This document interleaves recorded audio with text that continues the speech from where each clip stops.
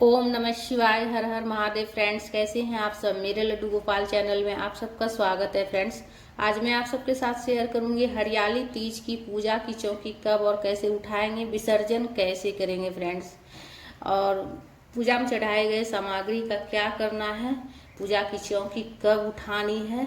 तो बहुत सी जानकारी आज के वीडियो में आप सबको मिलने वाली है फ्रेंड्स। तो वीडियो पसंद आए तो लाइक जरूर कर लीजिएगा और हमारे चैनल पर अगर नए हैं तो सब्सक्राइब जरूर कर लीजिएगा फ्रेंड्स।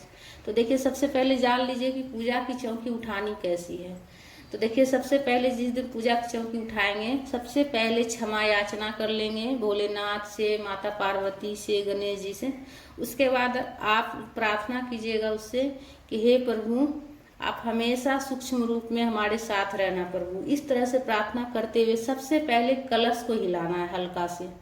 कलश स्थापन अगर किए हैं तो सबसे पहले कलश को हिला लीजिएगा। अगर कलश स्थापन नहीं किए हैं तो सबसे पहले आप चौकी हिला लीजिएगा। तो कलश स्थापन किए तो कलश हिलाने के बाद, हल्का से हिलाने के बाद चौकी को हल्का से हिलाना है। उसके बाद पूजा की सामग्री सब उठानी है। तो सबसे पहले देखिए, जो फल वगैरह चढ़ाए हैं पूजा में, जो मिठाई वगैरह, वो पूरा परिवार प्रसाद के रूप में उसे ग्रहण कर सकते हैं। और पूजा के पास जो सिंदूर वगैरह रखे वो उसे वापस आप मंदिर में रख दीजिएगा पूजा करने के लिए। और पूजा के पास जो पूजा का लोटा वगैरह रखे हैं वो अच्छे से साफ करके फिर से पूजा में इस्तेमाल कर लीजिएगा। पूजा का जो भी बर्तन वहाँ पर है, जैसे धातु से बना हुआ अगर दीपक आप प्रज्वलित किए हैं तो उसे अच्छे से साफ करके फिर से आप पूजा में इस्तेमाल कर सकते हैं। और पूजा में जो दक्षिणा रखे हैं उसे किसी पंडित ब्राह्मण को आप दान कर दीजिएगा। उसके साथ आप कुछ फल वगैरह रखकर दान कर दीजिएगा। और सुहाग की सामग्री जो चढ़ाए हैं, देखिए इसमें माता पार्वती का आशीर्वाद है, गौरी माता का आशीर्वाद है। इसे आप जो है ना अपने लिए इस्तेमाल, आप खुद भी इस्तेमाल कर सकते हैं, अपने घर परिवार में भी आप किसी को दे सकते हैं, या कुछ सामान आप रख के आप किसी को दान भी कर सकते हैं। इसलिए कि दान करने से भी सुहाग बढ़ता है। तो इसीलिए आप खुद भी इस्तेमाल कर सकते हैं, आपके परिवार में जो भी सुहागने हैं वो भी इस्तेमाल कर सकती है। और देखिए, जो जनेऊ चढ़ाए हैं पूजा में भोलेनाथ को, गणेश जी को, अगर जनेऊ पहनने वाला कोई घर में है तो पहन सकता है, नहीं तो आप विसर्जन कर लीजिएगा। विसर्जन पुष्प वगैरह सबका विसर्जन कर लीजिएगा। विसर्जन आप जो है ना मिट्टी में भी कर सकते हैं या फिर जल में भी कर सकते हैं। और कलश के ऊपर जो पूर्ण पात्र हम भर के रखे थे चावल से, उसका जो है ना खीर बनाकर पूरा परिवार ग्रहण कर लीजिएगा। या अगर आप खीर नहीं बनाना चाहते हैं तो उसमें और चावल मिलाकर आप जब दक्षिणा दान कीजिएगा ना पंडित ब्राह्मण को, तो उसमें और चावल वगैरह रखकर, अनाज रखकर आप दान कर सकते हैं।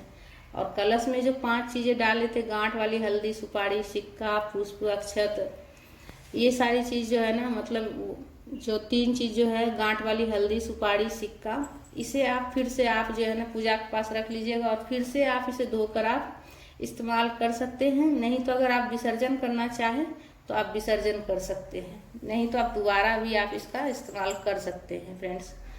और कलश में जो जल है पूरे घर में, बाथरूम को छोड़कर पूरे घर में छिड़क दीजिएगा। और जो बच जाए उसे किसी पेड़ में डाल दीजिएगा। और गौरी माता का पूरा शिव परिवार का जो तस्वीर है वो वापस मंदिर में रख लीजिएगा पूजा करने के लिए।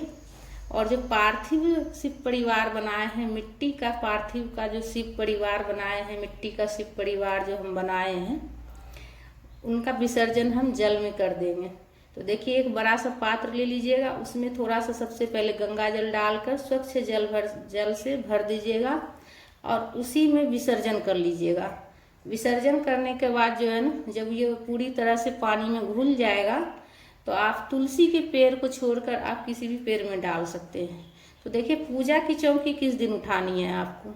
तो देखिए, पूजा की चौकी अगर आप पार्थिव शिवलिंग बनाकर आप सुबह में ही पूजा किए हैं तो आप शाम तक पार्थिव शिवलिंग का विसर्जन कर लीजिएगा, पार्थिव शिव परिवार का विसर्जन कर लीजिएगा। इसलिए कि ज़्यादा देर तक शिव परिवार को रखा नहीं जाता है, मतलब पार्थिव शिव परिवार को जो पूजा होती है वो नहीं रखा जाता है, विसर्जन कर दिया जाता है पूजा करने के बाद। तो अगर आप सुबह पूजा करते हैं तो आप शाम होने से पहले पहले आप जो है ना पार्थिव शिव परिवार का विसर्जन कर लीजिएगा। पूजा की चौकी आप चाहे तो अगले दिन भी उठा सकते हैं, इसलिए कि तस्वीर भी उनके मतलब पूजा की चौकी पर रहेगा, तो आप अगले दिन भी उठा सकते हैं। ये अगर जगह नहीं हो, आपके यहाँ जगह की दिक्कत हो, तो आप उस दिन भी पूजा की चौकी उठा सकते हैं। विसर्जन जब हो जाएगा तो फिर चौकी उठाने में कोई परेशानी नहीं है, आप उस दिन भी उठा सकते हैं और मंदिर में रख कर आप संजा बाती मतलब कर लीजिएगा। तो देखिए, अगर पार्थिव शिवलिंग बनाए तो आप उसी दिन कर लीजिएगा। अगर आप शाम में पूजा करते हैं, शाम के समय, और पार्थिव शिवलिंग बनाकर शाम के समय पूजा करते हैं, तब आप जो है ना अगले दिन आप विसर्जन कर सकते हैं फ्रेंड्स। अगले दिन आप चौकी उठा सकते हैं। हरियाली तीज के अगले दिन आप चौकी उठा लीजिएगा और अगले दिन विसर्जन कर लीजिएगा। अगर आप सुबह में पूजा करते हैं पार्थिव शिवलिंग बनाकर, तो आप जो है ना शाम होने से पहले आप विसर्जन कर लीजिएगा और पूजा की चौकी आप हरियाली तीज के अगले दिन उठा लीजिएगा फ्रेंड्स। राधे।